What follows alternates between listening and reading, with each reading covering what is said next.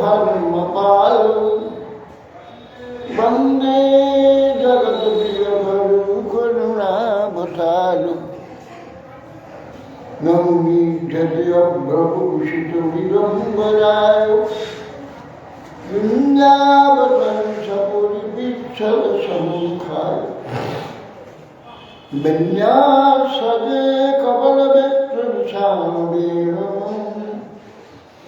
लक्ष्मश्रीनिरुपदे पुष्पङ्गुजाय श्यामळि हिरण्यपरिधिं वनमल्लबर्हं धातुप्रवालनप्रवेशमनुकृतं विन्यास्तहस्तं तरेण धुनामनुजम् कर्णस्फलालककपोलमुखाविदहासं बर्हापीडनटवरवपुकर्णयकर्णिकारं बिभ्रातवासः कनककपीशां वैजयन्तीं च मालां रन्ध्रावेणुरधरसुरया पूरयन् गोपकुन्दयी वृन्दारण्यं सपदरमणं राजसद्गीतगीतं मयि विरचयतरुणं दीनबन्धुरयं मां युतिरिहना भवत्काहिरण्याममस्तु निपततु शतकोटिनिर्भरं बालबम्भ स्तदपिकीलपयदस्तु यथेचातुरेण रसवल्लिचन्द्रिकाक्षि मौलिमणिकलक्ष्मी प्रमुदितमुरवैरि प्रेमवापिमलानि ब्रजमलविषभानुपुण्यदिव्यानुवल्ली स्नापयति निजदास्य राधिकामङ्कदाम् तमादिदेवं करुणनिदानं तमलवर्णं श्रीरामधारम् अपार संसारसमुद्रसेतुं भजामहे भागवतस्वरूपं यन्त्रवदन्तमनुपेतमपेतचित्तं दैपायनविरहकातरयारुहावम्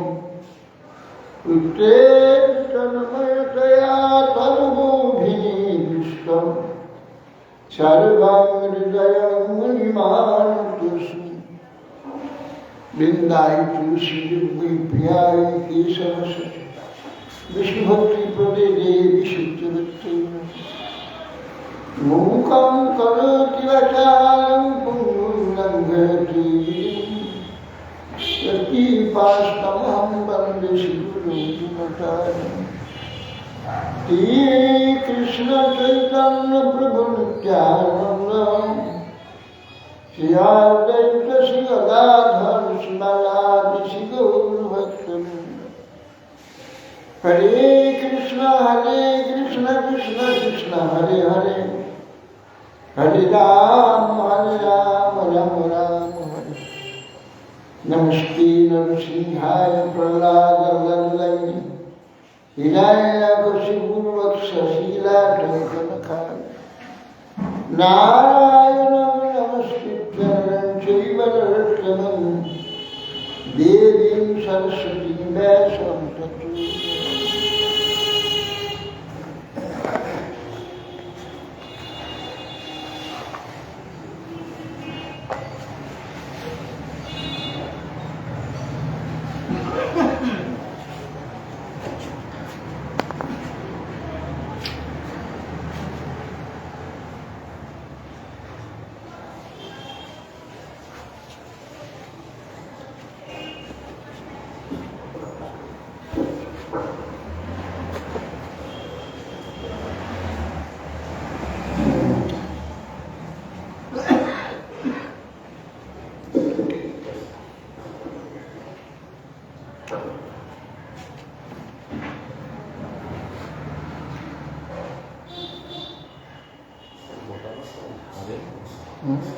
গোটানোর সময় ধরে না, যা কিছু যা করে ঝেড়ে দেয়নি না, ওই গুড়া না ছিল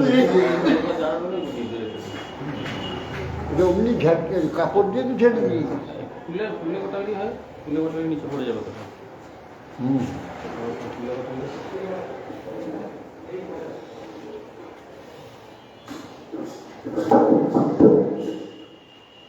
জয় চৈতন্য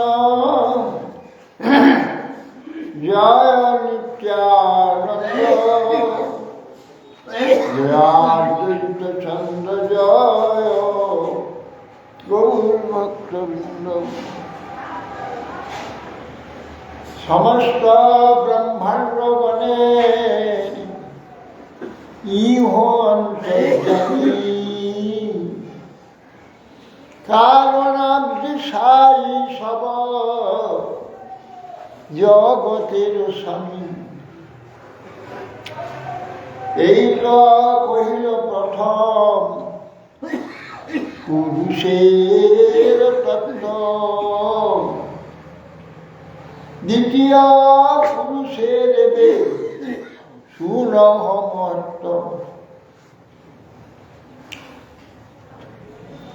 সেই পুরুষ অনন্ত কোটি ব্রহ্মাণ্ড সৃজিয়া এক এক ব্রহ্মাণ্ডে প্রবেশ শিলা এক এক মূর্তি হইয়া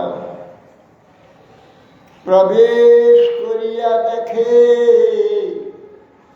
সব অন্ধকার, রহিতে নাইক স্থান করিল বিচার।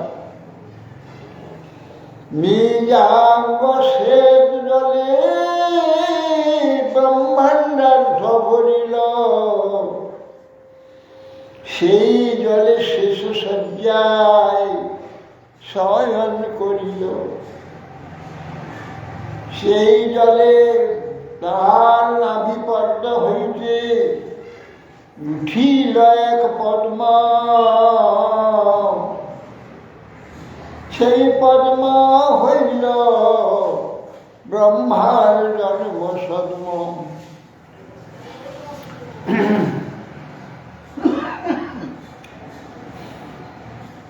কারণাগ্নি সাই হচ্ছে সমস্ত ব্রহ্মাণ্ডের ইহ অন্তর্যাম। কারণাব্ধি সাই সব জগতের সাই। সমস্ত অব্যক্ত যে মায়া,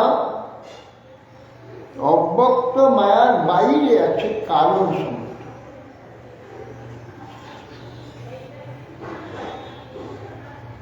চারিদিকে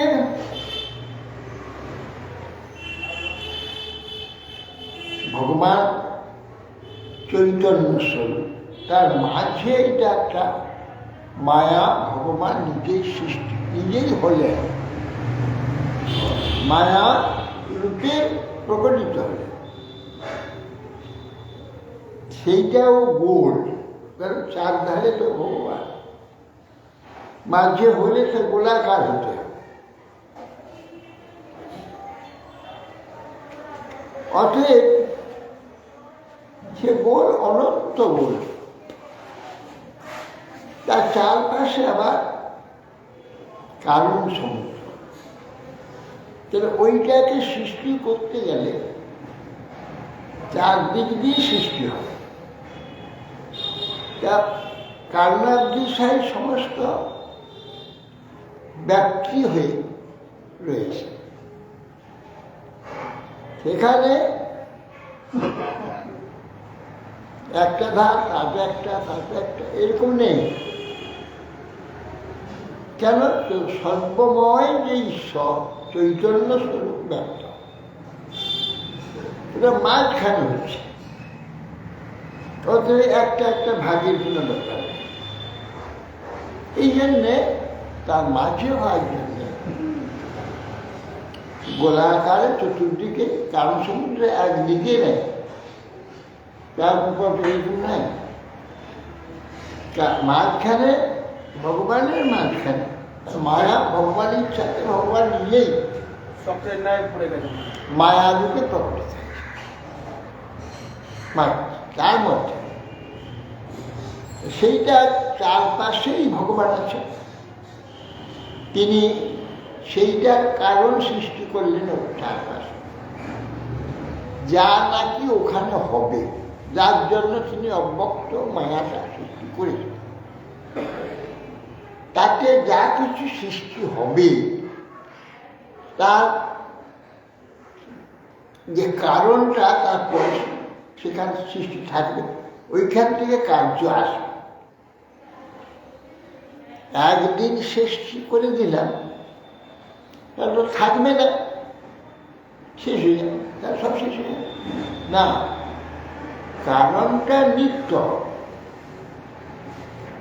ওর থেকে যে কার্য আসবে এখানে, ওখান থেকে ওখানে সব চেতন, এখানে সব মায়া জড়। চেতন এসে ওখানে উদ্বুদ্ধ করবে এই জড়কে সৃষ্টি হতে, চারদিক দিয়ে আসবে সেটা।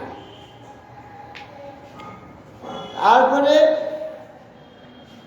এটা এসে যখন সেটা তিন মহত্তত্ত্ব প্রধান হলো, তারপরে মহত্তত্ত্ব তিন গুণ হয়ে প্রকৃতি সৃষ্টি হল। এই তিন গুণ হলো,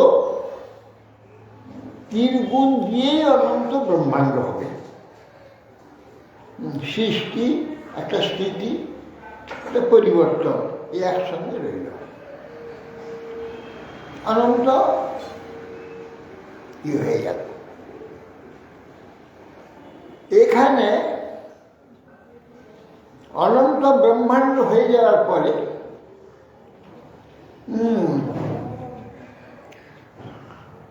এখন হইল তো, তার কাজ করতে হবে তো, কে করবে? ওই কারণার দিশাই অনন্ত হয়ে গেল। অনন্ত হয়ে তার মধ্যে অনন্তের মধ্যে প্রবিষ্ট হয়ে গেল। দেখে অন্ধকার, কিচ্ছু নাই, শূন্য। এটা ত্রিগুণাত্মক একটা হয়ে গেছে, অণ্ড হয়ে গেছে। তিন গুণের দ্বারা সত্যগুণে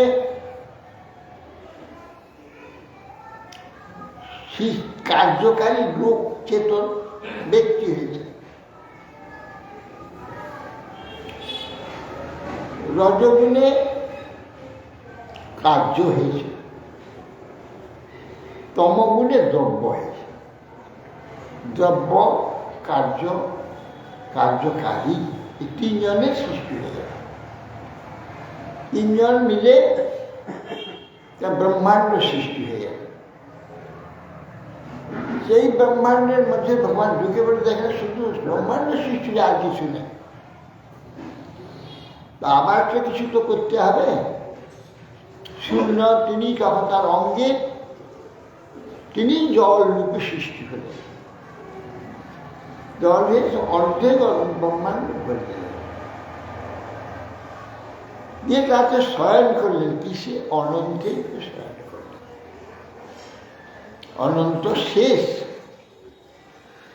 শেষে শয়ন করলেন। শেষ কেন? তার নাম শেষ কেন হলো? সবটারই উনি শেষ। কাল, কাল সব সময় শেষের দিকে চলে যাচ্ছে। কেন? সেকেন্ড চলে গেল, সেকেন্ড পরপর চলে যাচ্ছে, না শেষ হয়ে যাচ্ছে, শেষ হয়ে যাচ্ছে। ওই জন্যে কাল হচ্ছে সর্প আকার যে কাল, অনন্তের পেটে শয়ন করলেন। এইখানটা যে বিশ্বটা হচ্ছে কালের উপরেই শুয়ে আছে। এই বিশ্বটা আরম্ভ হবে, থাকবে, আর শেষ হবে। কাল, কাল বলে সেই জন্য এখানে কাল স্বরূপ সর্প হয়েছে না। এই জন্য তার হাত পায়ের যে অংশ নেই, কাল কখনো অংশ হয় না। আজকে সোমবার দিন, সোমবারে কোনো অংশ নেই। একটা দিন 24টা ঘন্টা তার অংশ নেই। যে খানিকটারে রয়ে যাবে আর বাবুটা চলে যাবে, আর খানিকটায় সময় রয়ে যাবে না, রয়ে যাবে একসঙ্গে সময়টা পার হয়ে যাবে। এটা কাল অংশ হয় না। কাল তার অংশ নাই বলে কাল হচ্ছে সর্পের প্রতীক। কালের প্রতীক হচ্ছে সর্প, সেজন্য অংশ নেই। এই জন্য কালও পর্যন্ত নেই, একটাই। কারণ আপনি সাহিত্য ওখানে বলা নেই যে অনন্তের বসিয়ে আছে, কোনো উল্লেখ আছে না। এইখান থেকে আরম্ভ হলো অনন্তের বসিয়ে। কেন? কাল আরম্ভ হলো, কালের উপরে এটা চলবে। এ বিশ্ব ব্রহ্মাণ্ড, অনন্ত বিশ্ব ব্রহ্মাণ্ড যা হয়েছে কালের উপরে। মহাবিষ্ণু কার উপরে স্মরণ করে আছেন? কোথাও স্মরণ নেই। ব্যাপ্তি স্বয়ং করে আছে, সমগ্র কারণ সমুদ্রে ব্যপ্ত হয়ে আছে। গর্ভলোক সাহিত্য এখানে বললে গর্ভদোষাই আর ক্ষীরোদোষাই কালের উপরে স্মরণ। সব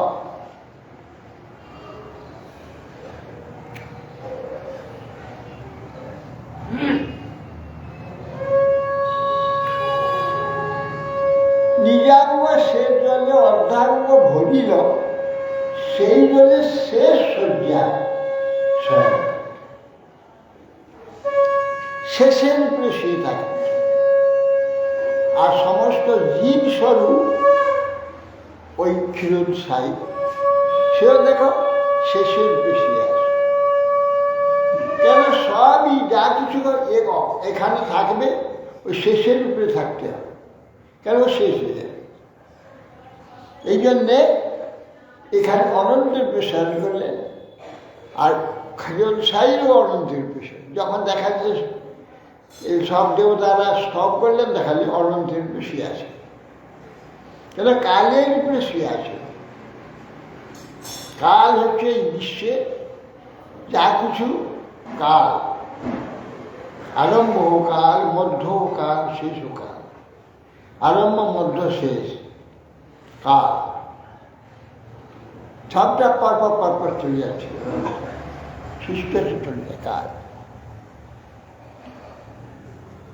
তিনি সেই শেষ শয্যায় স্মরণ করেন। নাভি তার নাভি পদ্ম হইতে উঠিল এক পদ্ম, সেই পদ্মে হইল ব্রহ্মার জন্ম সদ্ম। সেই পদ্ম নালে হইল 14 ভুবন, দেহ ব্রহ্মা হইয়া সৃষ্টি করিল সৃজন। বিষ্ণু হইয়া করে জগৎ পালনে, গুণাতীত বিষ্ণু স্পর্শ নাহি মায়াসনে। তখন সেই নাভি পদ্ম হইতে উঠিল এক পদ্ম। এই যে ব্রহ্মাণ্ড, ব্রহ্মাণ্ডের মধ্যে অর্ধেকটা জলে ঘুরে অনন্ত শয্যায় শয়ন করলেন। অর্থাৎ কালের পর কাল সৃষ্টি হলেন, কালের উপরে তিনি শয়ন করলেন। সৃষ্টির প্রারম্ভ। নাভি শব্দে ব্রহ্মাণ্ডে যে জল, তার মাঝখানটা নাভি, সেইটা যেন গর্ভদোষায়ী নাভি, সেইখানটা একটি পদ্ম উচ্ছিত হয়। কি হইল? 5টা মাঝে পাঁচ কেন এত দেরি কেন?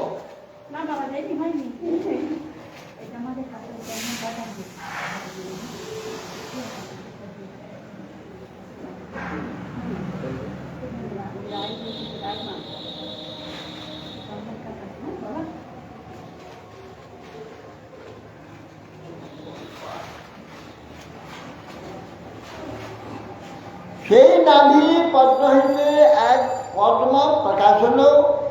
সেই পদ্ম ব্রহ্মার জন্ম সদ্ম। সদ্ম মানে ঘর, আতুর ঘর যাকে বলা।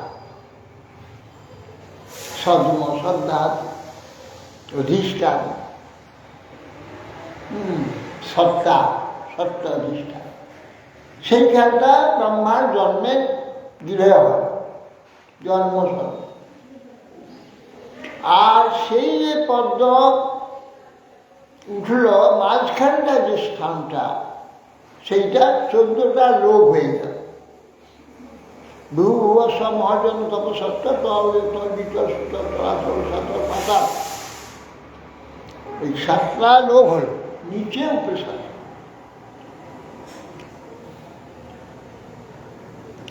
সেই পদ্মনালে হইল 14 ভুবন, কেহ ব্রহ্মা হইয়া সৃষ্টি করিল। তার তিনি হিরণ্যগর্ভের অন্তর্যামী, তিনি হিরণ্যগর্ভ, তিনি ব্রহ্মা হলেন। ব্রহ্মা হয়ে তিনি সৃষ্টি করলেন। আর বিষ্ণু হয়ে তিনি গর্ভদোষে, তিনি বিষ্ণু হয়ে জগৎ পালন করেন। গুণাতীত বিষ্ণু স্পর্শ নাই, গুণাতীত বিষ্ণু মায়ের সঙ্গে কোনো সম্পর্ক নেই। মায়ের সঙ্গে স্পর্শ নাই, কিন্তু মায়ের মধ্যে আছেন। এটা কিরকম হলো? হ্যাঁ, মায়া জড় আর তিনি চেতন। চেতন আর জড় সম্পূর্ণ বিপরীত, স্পর্শ হয় না। তার মধ্যে থাকলেও স্পর্শ হবে না। পদ্মনালে জল থাকে, কিন্তু পদ্মে একটু স্পর্শ হয়, সেই রকম থাকেন তিনি। তার উপস্থিতি কার্য হচ্ছে, তিনি কিন্তু স্পর্শ হচ্ছেন না।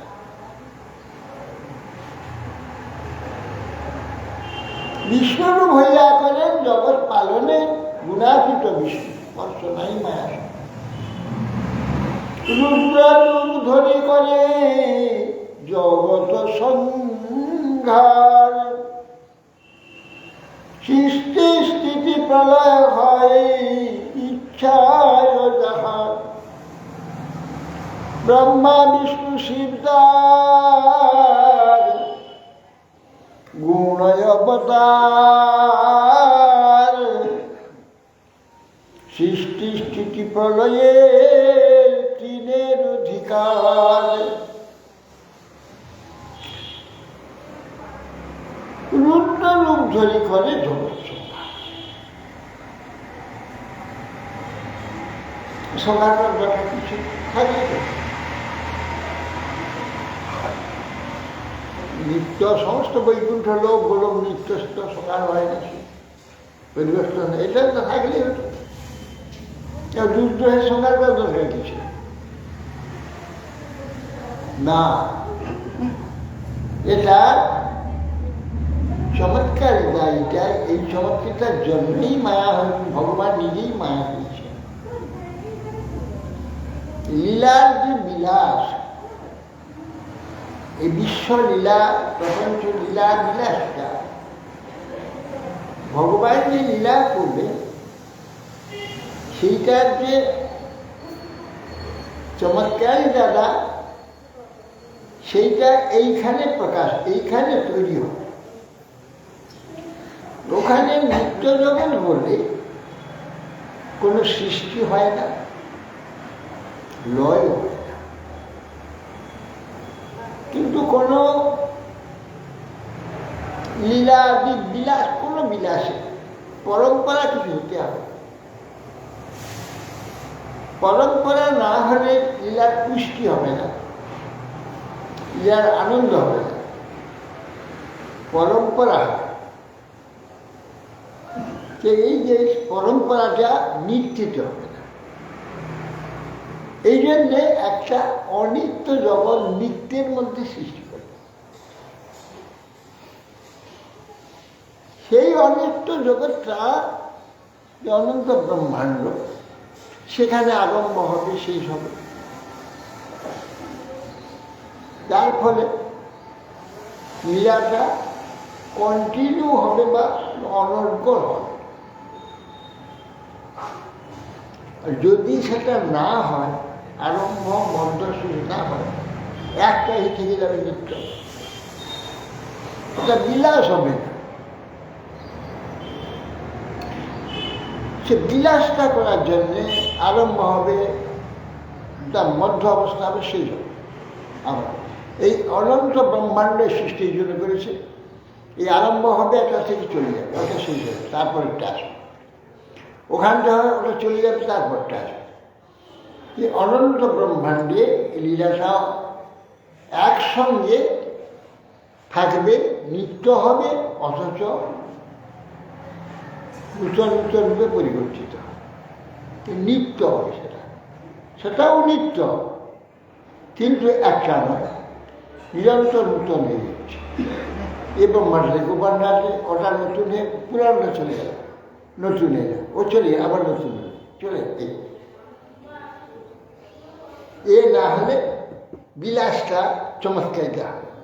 এটা এটা নেই বৈকুণ্ঠাদিতে, যেহেতু সেটা কালাতীত, কাল নেই সেখানে। হ্যাঁ, সেইটা হচ্ছে চমৎকারিতাটা। এইটারই জন্যে ওই চমৎকারিতা ওখানে নেয়, এর ভাব ওখানে আসবে না। আমরা চোখে দেখি, কানে শুনি, জিহ্বা আস্বাদন করি, হাতে স্পর্শ করি, পায়ে গমন করি, এরা কেউ কিছু কোনো আস্বাদন করতে পারে না, অনুভব করতে পারে না। একটা মনেতে সব অনুভব হয়, মন কিছু করে না। তেমনি বৈকুণ্ঠ জগৎ হচ্ছে মন, নিত্য।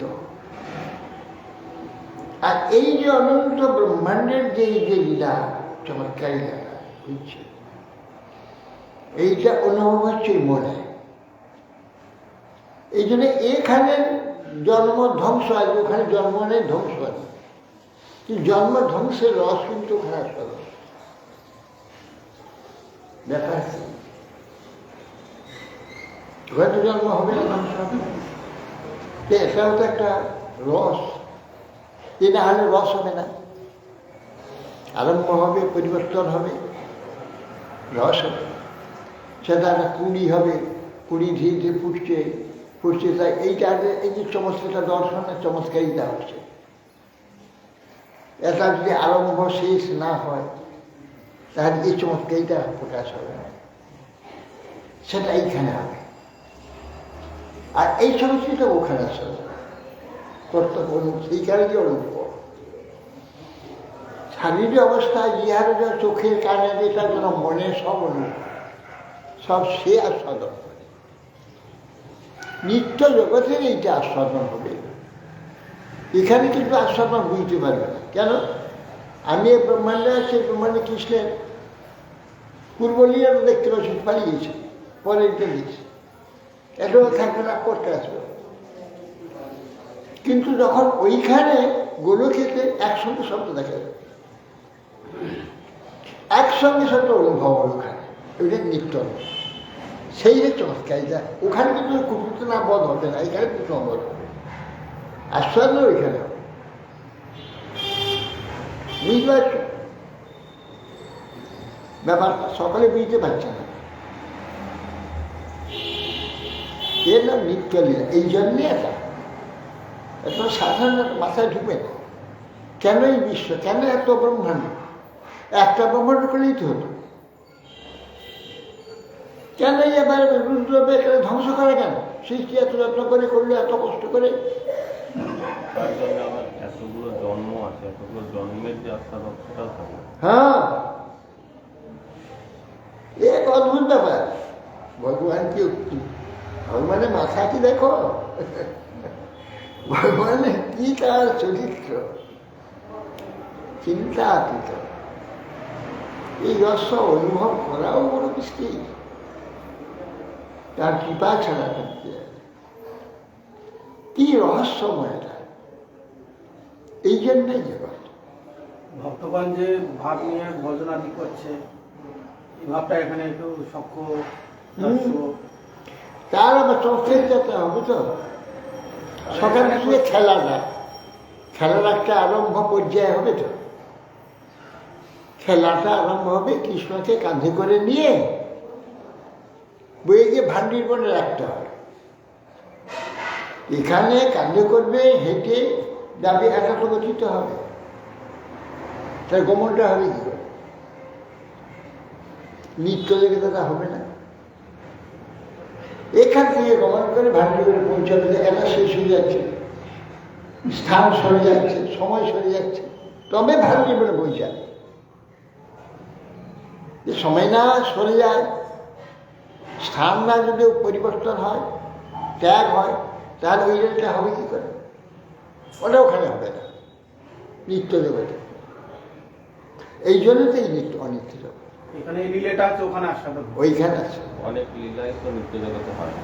না, জন্ম আদি হয় না, জন্ম হবে না, এই ওষুধ হবে না, বোধ হবে না। এসব কিছু সেখানে নাই, কিন্তু সেখানে সবই আস্বাদন হচ্ছে। কাজের এটা এই হলো লীলা জগতের চমৎকারটা ওইখানে। যেমন বললাম যে আমাদের অঙ্গ প্রত্যঙ্গের যে সব কার্যগুলো মনে গিয়ে আস্বাদন হচ্ছে, এরা কেউ আস্বাদন করছে না, মন সেটা অনুভব করছে। এখানে যে বুদ্ধি, মন, মনে তো সমস্ত অনুভব হচ্ছে। ঠিক নিত্য জগৎ হচ্ছে মন স্বরূপ। আর এই যে অনন্ত বিশ্ববনে ভগবান এই প্রপঞ্চ লীলা, এই কার্যস্বরূপ, ওই কার্য ওইখানে আস্বাদন হচ্ছে। কি আস্বাদনের জন্য এটা? এই জন্য একটু তো তিনি রুদ্ররূপ ভাই ধ্বংস করলেন কেন? আর রুদ্ররূপ, রুদ্র একাদশের জন্য রুদ্র,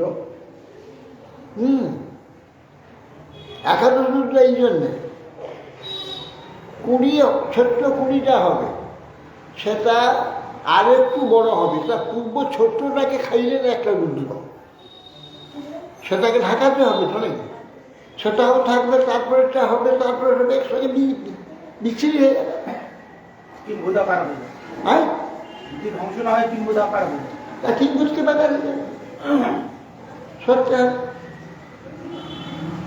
প্রত্যেক কার্যটা এইভাবে যে চমৎকার হচ্ছে, তাকে নানা কার্যে নানা প্রকার রুদ্রের কাজ আছে, একরকম নয়। শিশুটা একরকম আছে, ব্যবহারে আছে, নানাভাবে রুদ্র কাজ করছে। এই জন্য একরকম রুদ্র, একরকম পরিবর্তন আছে, একরকম পরিবর্তন করবে তারা, তা নাহলে চমৎকার হবে না। তো রুদ্রকে আমার বিয়ে তমগণী ধ্বংসকারী, এখানে খারাপ বলে মনে করি, খারাপ বিষয়। পাটা আমাদের খারাপ, পা হাত দিলে আমরা হাত দিই, পাটা নিকৃষ্ট, কিন্তু ওই পা ছাড়া কোনো কার্যই শরীর হবে, পাটা কাজ দরকার। আর এই বিরাট কাজ, সাবধান সর্বত্র যাচ্ছে, গোটা বিশ্বটা বয়ে নিয়ে যাচ্ছে এই পা, অথচ পাটাকে নিকৃষ্ট মনে করছে, এর কাজ বিরাট। তেমনি রুদ্রের কাজটা সবচেয়ে চমৎকার, যত চমৎকার সৃষ্টি রুদ্র করছে, সৃষ্টিটাকে বয়ে নিয়ে যাচ্ছে। যত চমৎকার রুদ্র করছে। রুদ্র যদি লুকিয়ে না নেয়, তাহলে একটা কিম্ভূত কিমাকার হয়ে যাবে, তার চমৎকারই যাবে। রুদ্রটাকে ঢাকিয়ে দিচ্ছে বলে সুন্দর হচ্ছে, পূর্বটা খেয়ে নিচ্ছে, পরেরটা প্রকাশ করছে, রুদ্র করছে। সেই জন্যে এইখানে কাল একটা সৃষ্টি হচ্ছে, কাল নাই, নিত্য জগৎ, ভগবান নিত্য, সবই নিত্য।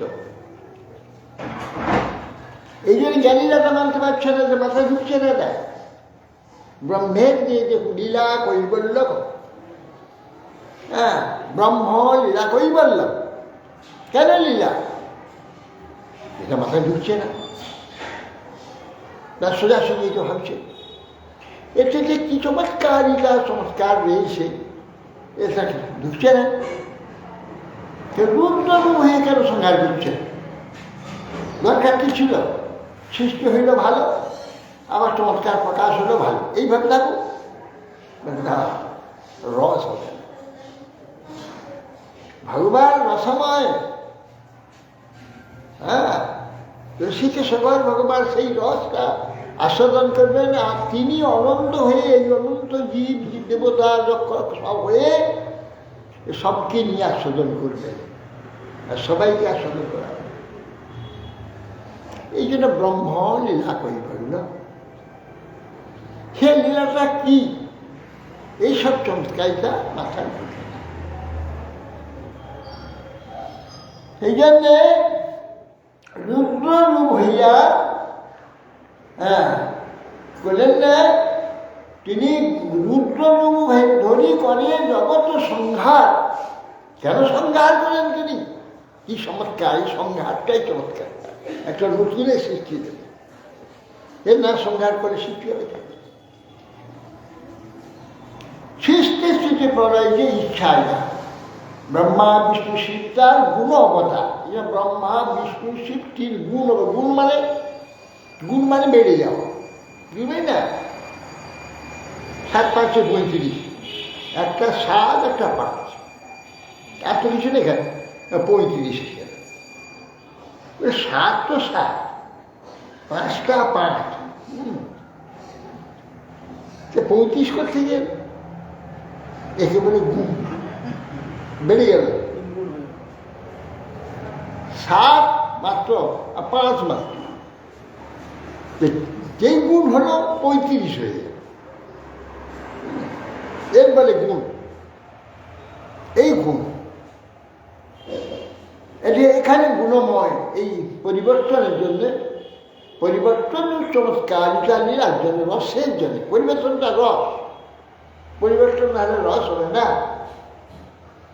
পরিবর্তন যত হবে তত রস হবে।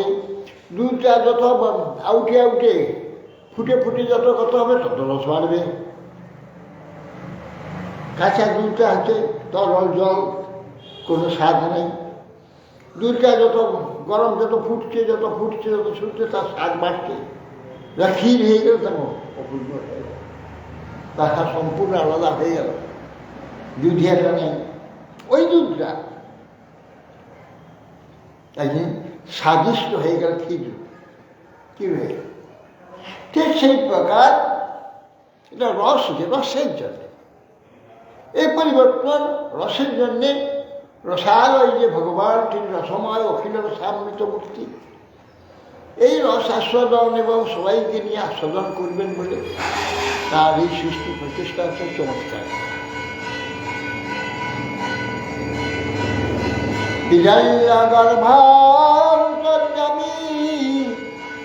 গর্ভন কোষাই শিশাদি করি বেদে গাই। এই দ্বিতীয় পুরুষ ব্রহ্মাণ্ড ঈশ্বর, মায়ার আশ্রয় হয় তো মায়া পায়। এই যে সনাতন শিক্ষা, এই যে অপূর্ব সম্পত্তি কবিরাজ দিয়েছে, সব শিক্ষাটা পড়লেই বুঝে যায়। চমৎকার ধারণ করতে হবে, বুঝতে হবে, প্রকাশ করতে হবে। হিরণ্য গর্ভ অন্তর্যামী গর্ভদোষায়ী শীর্ষাদি করি বেদে গাই। বেদে শীর্ষ পুরুষ বলছে। হিরণ্য গর্ভ বলছে, হিরণ্য মানে সোনা, স্বর্ণ গর্ভদোষায়ী। তার এই যে অচিন্ত বিলাস, এই যে বিলাস, প্রপঞ্চ বিশ্ববিলাস, ব্রহ্মাণ্ড বিলাস, এই ব্রহ্মাণ্ড বিলাসের মূল হচ্ছে গর্ভদোষায়ী। তার দ্বারা হবে, তার গর্ভ থেকে এইসব বিলাস বেরোবে, সৃষ্টি প্রকাশ হবে। হিরণ্য গর্ভ অন্তর্যামী গর্ভদোষায়ী। হিরণ্য গর্ভ, তার গর্ভ থেকে 14 লোক বেরোবে। 14 লোকের যত রকমের সব বিলাস হবে, সব হচ্ছে ওই গর্ভদোষায়ী থেকে হবে। সে গর্ভদায়ীর জন্য ওকে হিরণ্য গর্ভ বলছেন, অন্তর্যামী। সকল অন্তর্যামী হবে, সব অন্তর্যামী হবে। সহস্র সীসা বিবরে বেঁধে যাবে, উনি সহস্র শীর্ষ। কোনটা সহস্র, কোনখানে সহস্র মাথা হয়? সহস্র শীর্ষ দেখা যায় কোথায়? কোথায় সহস্র শীর্ষ? সহস্র মাথা কোথায় দেখেছ? সহস্র মাথা, হ্যাঁ, সহস্র শীর্ষকে সহস্র মাথা কোনখানে দেখা আছে? সহস্র মাথা আছে, তারপর সহস্র মাথা কোথায়? 100 মাথা তো, তার সহস্র মাথা কোথায়? এদিকে সমস্ত প্রাণীদের মস্তকগুলো, হ্যাঁ, মস্তক হাত পাতেই গর্ভ থেকে মহাভূতের সৃষ্টি হয়েছে। সমস্ত প্রাণী, হ্যাঁ, সহস্র শীর্ষ তিনি হলেন। সহস্র অধিকার তো সহস্র অনন্ত কোটি কোটি, তার মস্তক শুধু সহস্র সংখ্যাতে বলছে, বহুত্বে সহস্র, কিন্তু সহস্র কোটি কোটি। হ্যাঁ, হিরণ্যগর্ভ সেই রকম সহস্র দরকার, সেই জন্য 33 কোটি, 33 জন্মাচ্ছে, 33 কোটি দেবতা। এই ব্যাপার সহস্র শীর্ষ, সহস্র পদ্ম, যত অনন্ত শীর্ষ, অনন্ত পদ, অনন্ত চক্ষু, সব গর্ভদশায়ী। এই জন্য সহস্র শীর্ষা পুরুষ এই গর্ভদশায়ী। এই তো দ্বিতীয় পুরুষ ব্রহ্মাণ্ডের, ইনি সহস্র শীর্ষ। এই সহস্র শীর্ষ হলেন মায়ার আশ্রয়ে, তবু মায়া না, মায়ার আশ্রয় আছে, মায়া অতি আছে, কিন্তু মায়ার অতীত তো তৃতীয় পুরুষ বিষ্ণু গুণ অবতার।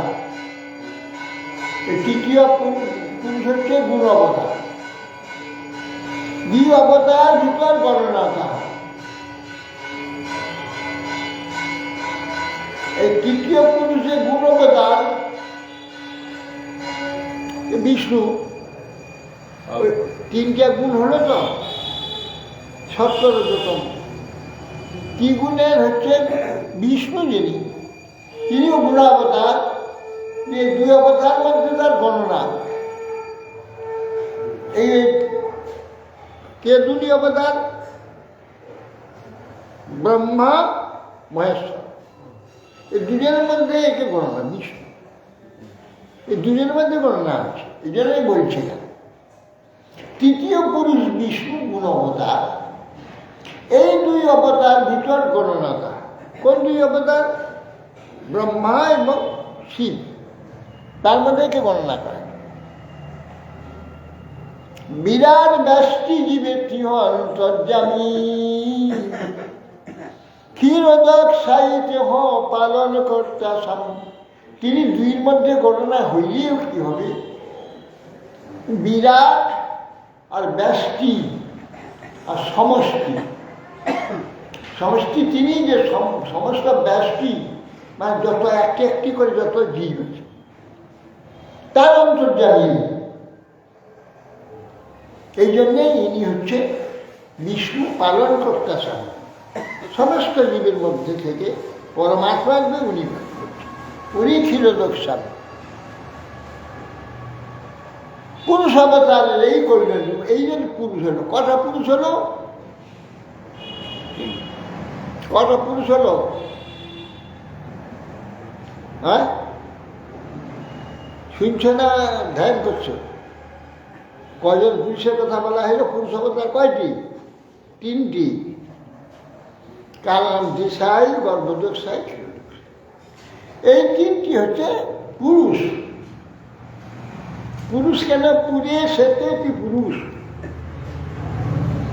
যেইটা সৃষ্টি হলো এটা পুর, গোটাটা ব্যক্ত হয়ে গেল, এই জন্য একে পুরুষ বলা হয়। এর কার্যটা সমস্তটা ব্যক্ত হয়ে গেল, এই যে পুরুষ। প্রথম হচ্ছে কারণাবিষয়, তিনি সমস্ত মায়াতে ব্যক্ত হয়ে গেল, এই যে তিনি পুরুষ হলেন। আবার অনন্ত ব্রহ্মাণ্ড হইল, ব্রহ্মাণ্ডেতে ব্যাপ্ত হয়ে গেলেন গর্ভলোক সাই, এই জন্য তিনি পুরুষ হলেন। কেন তার নাভির থেকে চতুর্দশ লোক সর্বলোকে ব্যাপ্ত হলেন তিনি, এই জন্য তিনি পুরুষ। আবার ক্ষীরোদক সাইডে নাকি ব্রহ্মার এর থেকে গর্ভদায়ী ব্রহ্মা ঠিক না, তার বিষ্ণু ওই যে সপ্ত সমুদ্র হলো পৃথিবীতে, তার যে ক্ষীর সমুদ্র সেখানে তিনি স্নান করলেন, ক্ষীর সমুদ্র দুগ্ধ সমুদ্র স্নান করলেন, সে শ্বেতদ্বীপ বৈকুণ্ঠে অবস্থান করলেন, তিনি ক্ষীরোদশাই বিষ্ণু। তিনি হলেন যত পুর এখানে সৃষ্টি হলো, মানে জীব, অনন্ত জীব তার অন্তর্যাম নিয়ে স্মরণ করে। সমস্ত আমাদের শরীর ব্যাপ্ত হয় সে পরমাত্মা, প্রত্যেক শরীর ব্যাপ্ত হয় পরমাত্মা। এই জন্য তিনি স্মরণ করে নিয়েছেন বসান, এই জন্য তিনিও পুরুষ। পুরে সে তে পুরুষ। এই যে জীব শরীর রূপ যে পুর, এই পুরেতে যিনি শয়ন করেছেন তিনি পুরুষ হলেন। তাহলে উনিও পুরুষ, গর্ভদায়ীও পুরুষ, ক্ষীরোদকশায়ী পুরুষ। তিনি গোটা ব্রহ্মাণ্ড অন্তর্যামী, তিনি সর্বজীব অন্তর্যামী। আর উনি হচ্ছেন সমগ্র মায়া অন্তর্যামী কারণাদিশে। তার কাজ গোটা মায়া, সমগ্র মায়া। এই জন্য তিনজন পুরুষ, আর চারজন পুরুষ নয়, তিনজনই পুরুষ। এই জন্য এরা পুরুষ অবতার। বিরাট ব্যষ্টি কেহ অন্তর্যামী ক্ষীরোদকশায়ী কেহ পালন দর্শা। এই যে বিরাট সৃষ্টি হল গর্ভের মধ্যে, গর্ভধর্মী বিরাট, সেই বিরাট থেকে অনন্ত জীবী সেই ফর্মুলায় সৃষ্টি হয়ে গেল। একটা বিরাট হয়েছিল গোটা ব্রহ্মাণ্ডে, একটা বিরাট পুরুষ হয়ে গেল। ভাগবতে আছে, প্রথম কি ইচ্ছা করে চোখ হলো, ইচ্ছা করে দেখবার জন্য চোখ হয়ে গেল, ইচ্ছা শুনবার জন্য কান হলো, শ্বাস মার জন্য নাক হয়ে গেল, এই কয়েকগুলো সমস্ত অঙ্গ হলো এক বিরাট পূর্ণ অঙ্গ হয়ে পরব্রহ্ম তার মধ্যে প্রবিষ্ট হলেন, তখন উঠে দাঁড়ান। আর ওই ফর্মুলাতে অনন্ত জীবে ওখানে যা হলো, ওর ভিতরে যা আছে, বাইরে যা আছে, যত রকমের প্রাণী সৃষ্টি হলো সবগুলো তাদের এটা মূল, এটা সৃষ্টি হলো। তিনি আবার অনন্ত জীবরূপে অনন্ত প্রকটে অনন্ত, এই জন্য সহস্র শীর্ষা পুরুষ সহস্রাক্ষ সহস্রপাত স্বভূমি বিশ্বত বিদ্যা। এই জন্য এইগুলি যে সহস্র শীর্ষ, তারপর স্বভূমি বিশ্বত ব্যস্ত, ভূমি পৃথিবী মাটি সহ সমস্ত বিশ্ব, হ্যাঁ, স্বভূমি বিশ্বত ব্যক্ত। ওম সহস্রশা পুরুষ সহস্রাক্ষ স্বভূমি বিশ্বত বিদ্যা অত্যাকৃষ্ট দোষাঙ্গুল। এই হৃদয়তে তিনি আছেন, দোষাঙ্গুল।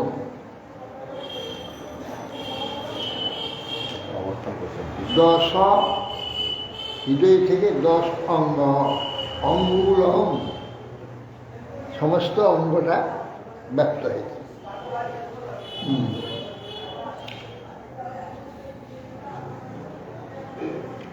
সব সমস্তর কার্য তিনি করছেন। দশাঙ্গুল, দশাঙ্গুল অঙ্গ হল অঙ্গাল, আঙ্গুল, আঙ্গুল, দশা আঙ্গুল।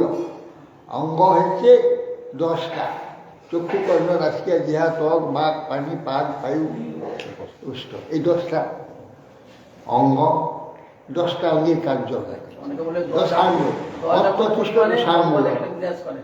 দশ অঙ্গ অঙ্গেতে তিনি অলম, সব অঙ্গেতে তিনি কার্য করছেন। অষ্টতিষ্ঠ দশাঙ্গ।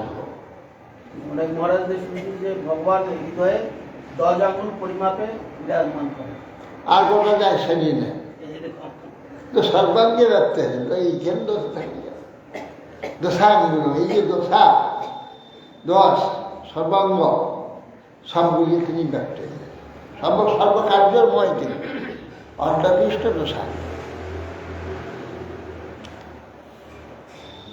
এই পুরুষ অবতারে নিরপূর্ণ পুরুষ কেন না সর্বপুরুষের পুরীতে যিনি ব্যক্ত হয়ে আসেন, সর্বব্রহ্মাণ্ড অনন্ত ব্রহ্মাণ্ড ব্যক্ত, অনন্ত মায়া ব্যক্ত কালব্ধি সেই পুরুষ, সমস্ত ব্রহ্মাণ্ড ব্যক্ত গর্ভদোষের যিনি পুরুষ, সর্বত্র জীবান্তর্গত যিনি ব্যক্ত তিনি ক্ষীরদোষা, তিনি এই 3 পুরুষ। কারণ অবদিশায় গর্ভোদয় অবদিশার বুঝা গেল। সংকর্ষণের এই জগৎ সম্বন্ধে কোনো কাজ আছে? বাহ, সংকর্ষণ তো সব, এটা যেমন এরা যেমন কি সংকর্ষণই তো এরা হয়েছে কার নাম দিছে, সংকর্ষণ তো কার নাম দিছে, আর সংকর্ষণ থেকে তো গোটাটা সংকর্ষণেরই তো সব অখিল বিশ্ব ব্রহ্মাণ্ডে যা কিছু হচ্ছে সংকর্ষণ থেকে। সংকর্ষণ কারণ সব। যেমন একবারে সমস্ত ব্রহ্মাণ্ডের মধ্যে ব্যাপ্ত হয়ে আছে সংকর্ষণই তো হলেন, সংকর্ষণটা তো হয়েছে। সংকর্ষণই তো এই 3 পুরুষ, প্রথম বলেন তাই সংকর্ষণই তো সব, যাবতীয় সত্য, কার্যের সত্তা, যাবতীয় সত্তা সংকর্ষণ। সংকর্ষণ কারণপ্রসায়ী গর্ভদোষায়ী চ বায়ুদোষায়ী শেষাস্ত দশাক্ষ কলা তো হয়েছে, আবার আলাদা করে কথা পাবেন করতে, আলাদাভাবে আলাদা কিছু নেই, আলাদা কিছু না। কারণ হচ্ছে সে তো আগের দিনে আলোচনা হলো, সেটা চতুর্ভুজে রয়েছেন পরব্রহ্মে। লীলাবতার কহি এবে শুন সনাতন, লীলা অবতার কৃষ্ণের না যায় গণন, প্রধান করিয়া কহি দিগদর্শন, মৎস্য কুর্ম রঘুনাথ নৃসিংহ বামন, মৎস্য কুর্ম রঘুনাথ নৃসিংহ বামন, বরাদি লেখা যার না হয় গণন, মৎস্য কচ্ছপ নৃসিংহ বরাহ হংস, রাজন্য বিপ্র বিবুধেষু কৃতাবতার, তম্পাসি নস্ত্রী ভুবনঞ্চ যথা ধুনেশ, ভারং ভুবহর যদুত্তমং বর্ণনন্তি। গর্ভেতে এসে 10 মাস স্কন্ধে এই ব্রহ্মাদি দেবতারা স্তব করছে। এই জন্যে লীলাবতার, তথাপি লীলাবতার কৃষ্ণের গণনা করা যাবে না, অনন্ত। কোথায় কখন তিনি প্রকাশ হন কিছু বুঝা যাবে না, অনন্ততা লীলাবতার। প্রধান করে দিগদর্শন কিছু করছি, একটা দিগদর্শন, এইটা শেষ নয় বা এই কটুকু নয়, এইটুকু দেখানো আসলে। এইরকম অনেক বহু অনতা আছে যা যখন তখন লেখা সেখানেও প্রকাশ হয়ে যায়, আবার অন্তরিত হয়ে যায়। হ্যাঁ, মৎস্য কর্ম বরাহ নৃসিংহ ইত্যাদি রঘুনাথ অনন্ত। যদি এখানে বলছেন তৃতীয় চতুর্থ শ্রীমদ ভাগবতের 10 স্কন্ধ, মৎস্য, অশ্ব, কচ্ছপ, নৃসিংহ, বরাহ, হংস, রাজন্য অর্থাৎ রাম কৃষ্ণ ইত্যাদি, রাজন্য বর্গেজ পৃথিবী ইত্যাদি, বিপ্র বামনাদি, পরশুরামাদি, বিভূদেশী দেবতা, কৃতাবতারা, মনুষ্য দেবতা মধ্যে পশু পক্ষীর মধ্যে সর্বত্র তিনি অবতীর্ণ। তম পাশি ত্রিভুবনঞ্চ তথা অধুনেশ, আপনি ত্রিভুবনকে এইভাবে নানাভাবে নানা অবতারে তিনি পালন করছেন। অধুনা হে ঈশ্বর ভারম ভূপহর, হে যদুত্তম, আপনি এই ভার হরণ করার জন্য বর্তমান আপনি দেবকীর গর্ভে এসেছেন, ভার হরণ করুন হে দেবতা, আপনাকে বন্দনা করি।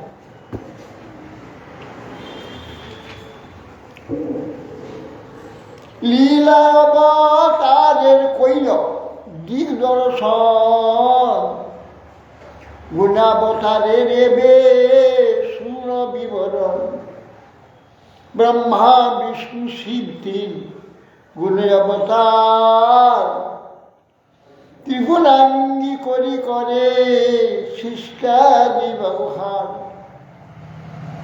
ভক্তি বিশ্বাকৃত পুণ্যে কোন জীবত্তম, রজগুণে বিভাবিত করি তার মন। গর্ভদক্ষাই দ্বারা শক্তি সঞ্চারী, ব্যষ্টি সৃষ্টি করে কৃষ্ণ ব্রহ্মারূপ ধরি। বলছেন ভাস্বান যথাস্ম সকলেষু নিজেষু তেজ, শ্রিয়ং কিয়ৎ প্রকটত্যপি তদ্বৎ অত্র। ব্রহ্মা জয় জগদণ্ড বিধান কর্তা, গোবিন্দমাদি পুরুষং তমহং ভজামি। বলছেন যে লীলাবতারে দিগদর্শন করলেন, দিগদর্শন মাত্র, গুণাবতারে কিছু বিবরণ বলছে। ব্রহ্মা বিষ্ণু শিব তিন গুণাবতার, তিনজন গুণের অবতার, অর্থাৎ সবগুলোকে পরিবর্তন বাড়িয়ে দেন। এই বাড়িয়ে দেওয়াটার নাম গুণ। এই জন্য গুণাবতার এই তিনজনের কথা বলা হলো। আর ভক্তি মিশ্রিত বললে কোনো জীবোত্তম। আর ব্রহ্মা কিন্তু জীব হন, বিষ্ণু মহেশ্বর ডাইরেক্ট সোজাসুজিভাবে ভগবান থেকে আসে, কিন্তু ব্রহ্মা কোনো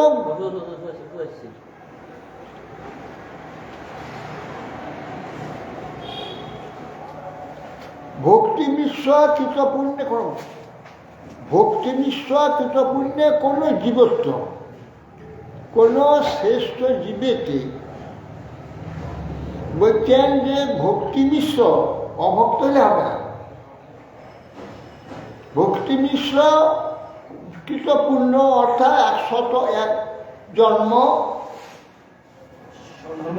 স্বধর্ম ধারণ করে, কত দিতে 100 জন্ম ঠিক মতো ধারণ করবে, একটু খুঁত হবে না, ঠিক মতো ধারণ করবে। এখন শতধৃতি, ব্রাহ্মণ হতে পারে, ক্ষত্রিয় হতে পারে, বৈশ্য হতে পারে, অন্তর হতে পারে, শূদ্র হতে অন্তর হতে পারে, যে কোনো জন্ম। সেই জন্মের যে কর্তব্যগুলোকে ঠিক মতো ধারণ করবে। দেখো, প্রত্যেক কর্তব্য ঠিক মতো ধারণ করে তার ফল হয়। যদি একটু খুঁত করে তাহলে একদম হতে হবে না 100 জনের মধ্যে কোনো একটা জন্মে না। কলিযুগে যে কোনো যুগের ব্যাপার নেই, যে জন্মে হোক কলিযুগও হতে পারে যে সে পূর্ণরূপে সমস্ত পালন করে। কেউ হতে পারে ভাগ্যবান জীবে, কারো হতে পারে সেই রকম প্রথম কলিতে হতে পারে। এই জন্যে যখন 100 শতধৃতি হবে, আবার ভক্তি মিশ্র হবে, কোনো জীবত্ব রজগুণে বিবাহিত করে, তাকে রজগুণে ভগবান গর্ভদক্ষাই রজগুণে বিবাহিত করে। এখন যে ব্রহ্মা আছে বিবাহিত করে, তার গর্ভদক্ষাই দ্বারা শক্তি সঞ্চার, ব্যষ্টি সৃষ্টি করে। এই ব্যষ্টি মানে অনন্ত যে জীব, তিনি গর্ভ সৃষ্টি করেন, তিনি হচ্ছেন গর্ভদক্ষাই, ব্রহ্মার ধরে সৃষ্টি করে।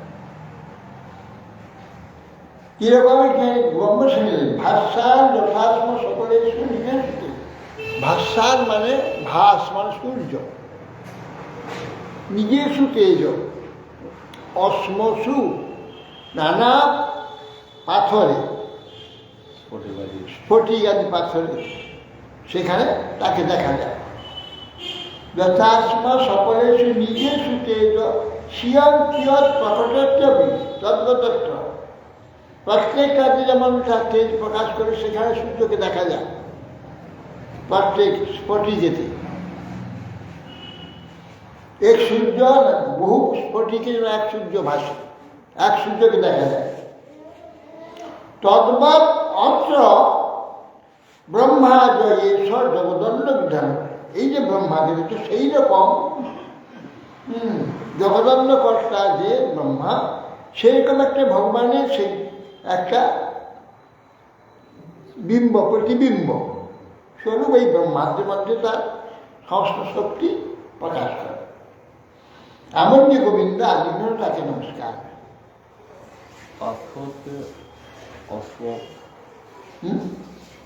অস্ম মানে কার? অস্ম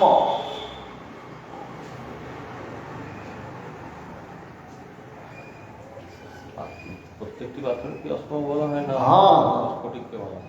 আবার মর্মর বলা হয়, মর্মর, শীত মর্মর, কোষ্ঠী মর্মর, এর ব্যাখ্যাটি পরে বলব। কোন কল্পে যদি যোগ্য জীব নাই পায়, আপনে ঈশ্বর তবে অংশে ব্রহ্মা হয়। সবসময় জীব পাওয়া যায়, কোথায় কি করে পাবে? অসম্ভব, কিন্তু হয়ে যায়। এ ব্রহ্মা হয়েছেন তো বর্তমান আমাদের যিনি ব্রহ্মা, এই জীব। আর যে এইরকম কোনো কল্পেতে জীব যদি না পাওয়া যায় কোনো সময়,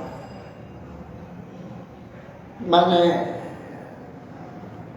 এই মানে কোনো ব্রহ্মাণ্ডের সৃষ্টিতে, এ তো কটা ব্রহ্মাণ্ড শেষ পর্যন্ত থাকে, গোটা ব্রহ্মাণ্ড শেষ পর্যন্ত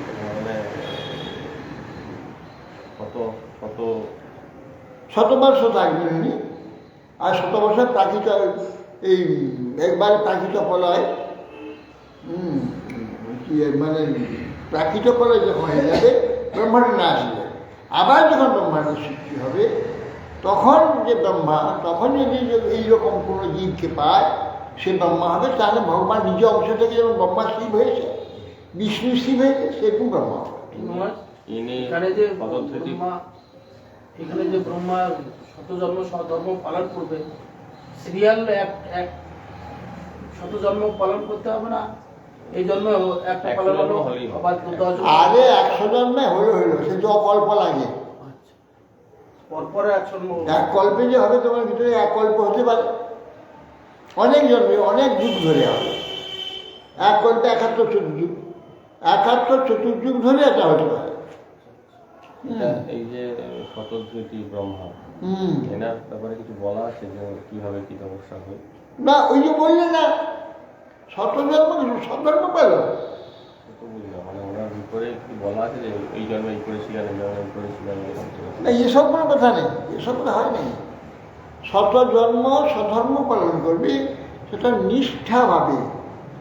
তাহলে দেখো, প্রত্যেকটি যার যে কর্তব্য, যে পরিচয়, সেই পরিচয়ের কার্যগুলো ঠিক মতো পালন করলে তার কি অবস্থা হয়, আর সেখানে খুঁত করলে তার কি হয়? এসব ব্রহ্মা দেখাচ্ছি 99 জন্ম পালন করেছে ঠিক, এক জন্ম যদি খুঁত হয় তো ক্যান্সার। ব্রহ্মা বলে শতজন্মে পুরা সব হতে হবে, তবে ব্রহ্মা।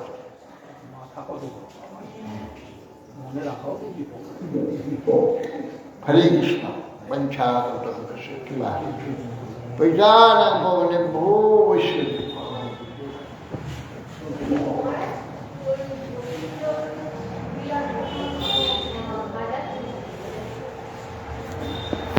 কি বলছে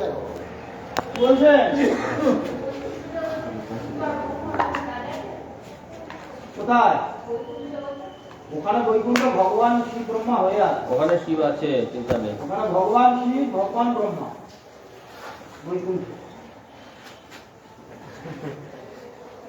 বৈকুণ্ঠে ব্রহ্মা হচ্ছে স্বয়ং ভগবান।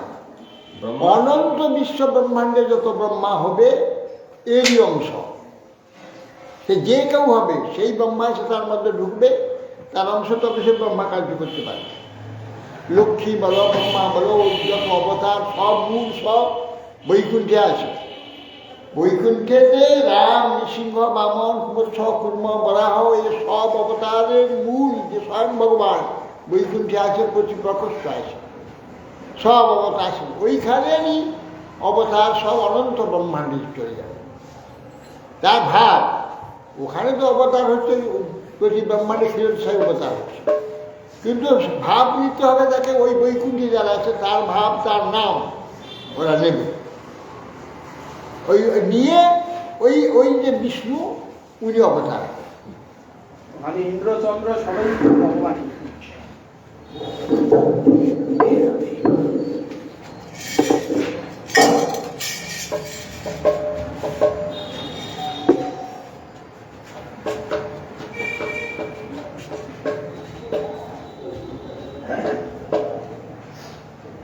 যে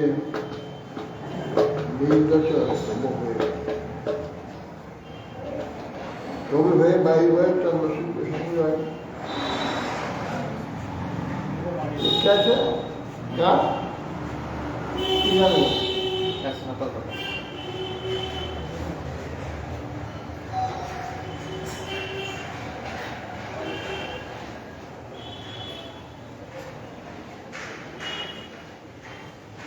তুমি তোমারি বেজারে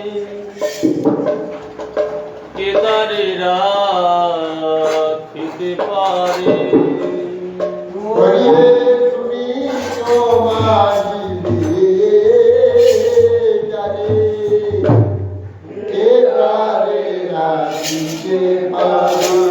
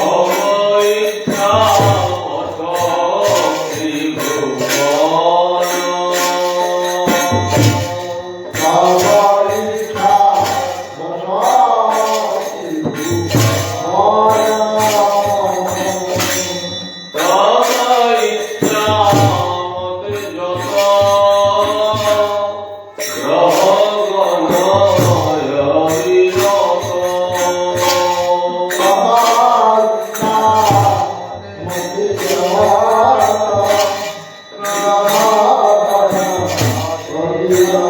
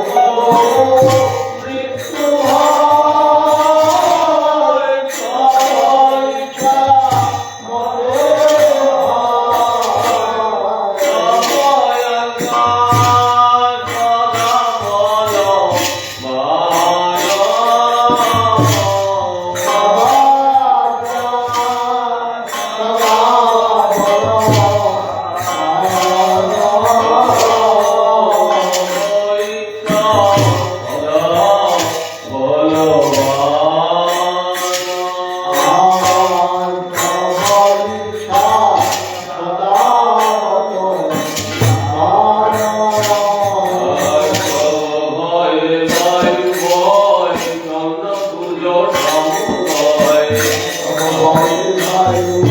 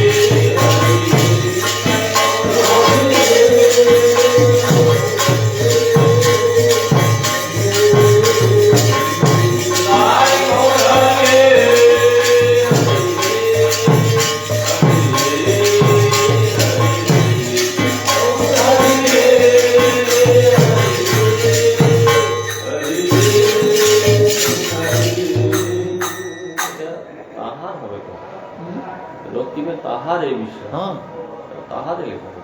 কি লেখা আছে? তাহারে তাহা। ভুল আছে। কন্টেন্ট হবে নাকি? তাহার নয়, তাহারে বিশ্বাস, তার বিশ্বাস, ভক্তির সামনে বিশ্বাস তুমি তাকে রক্ষা করো। বিপদ হইতে স্বামী অবশ্য তাহারে তুমি, তাহারে তুমি, অবশ্য তাহারে তুমি রক্ষিবে, তাহারেই তো বলা হয়। রক্ষিবে তাহারে বিশ্বাস, এখানে তাহারে তাহারে বিশ্বাস। ওই যে ওখানে এক করে দেওয়া আছে, তাহার এ বিশ্বাস, তাহার এ বিশ্বাস, তাহার এ বিশ্বাস। না এটা আমার দেওয়া এটা আগে দেওয়া আছে, তাহলে তো ভুল আছে। রক্ষিবে তাহারে বিশ্বাস। হ্যাঁ ঠিক আছে। হরে কৃষ্ণ হরে কৃষ্ণ কৃষ্ণ কৃষ্ণ হরে হরে হরে রাম রাম রাম রাম হরে হরে হরে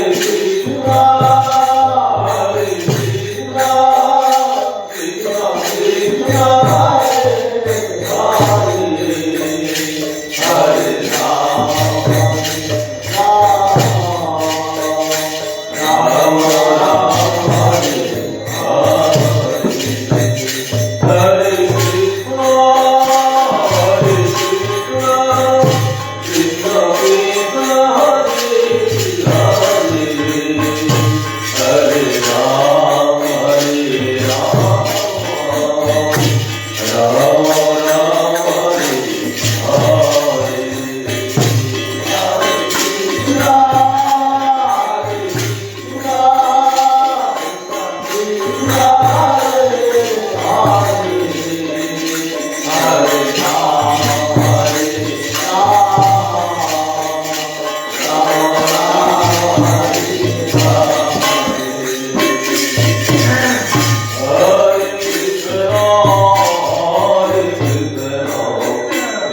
কৃষ্ণ Hare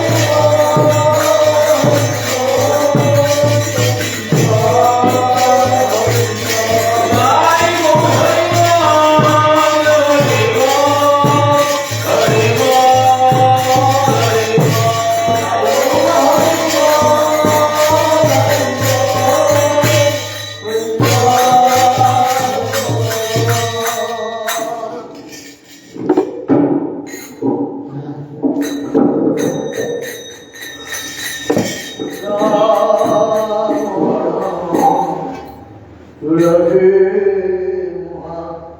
রানী বিন্দে মহারানী নম নম তুলসী মহারানী বৃন্দে মহারানী নাম নমরে নমরে ভৈয়া নম নারায়ণে হরে রাম হরে মায়া নম নারায়ণী নম নম তুলসী মহারানী বৃন্দে মহারানী নাম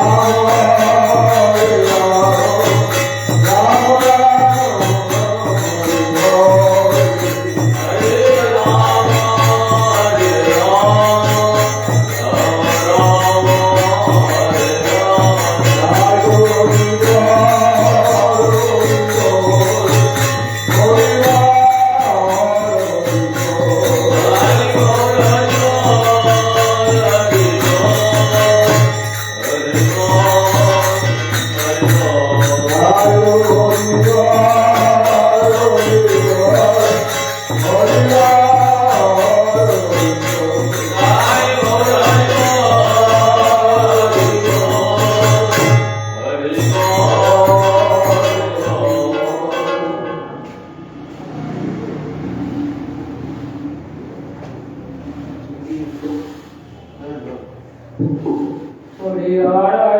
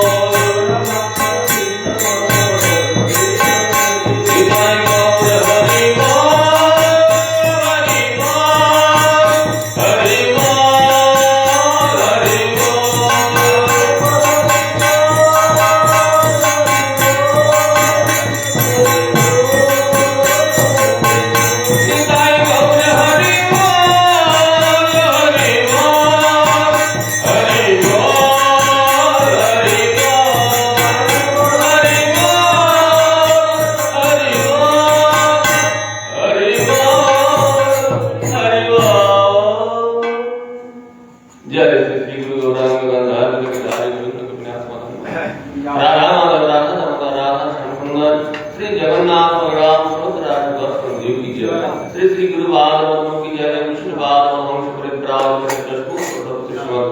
भक्ति जीवन आचार्य श्री महाराज की जय विष्णुपाद वंश परित्राण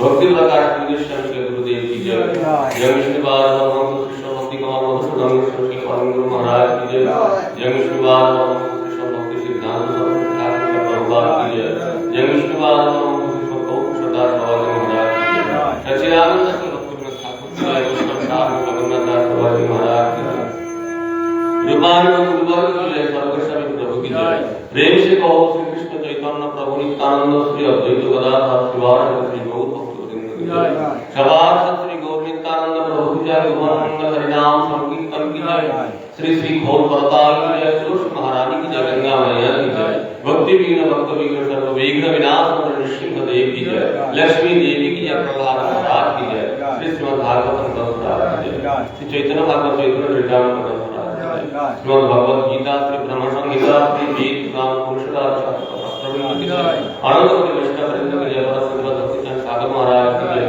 परम भक्ति कारण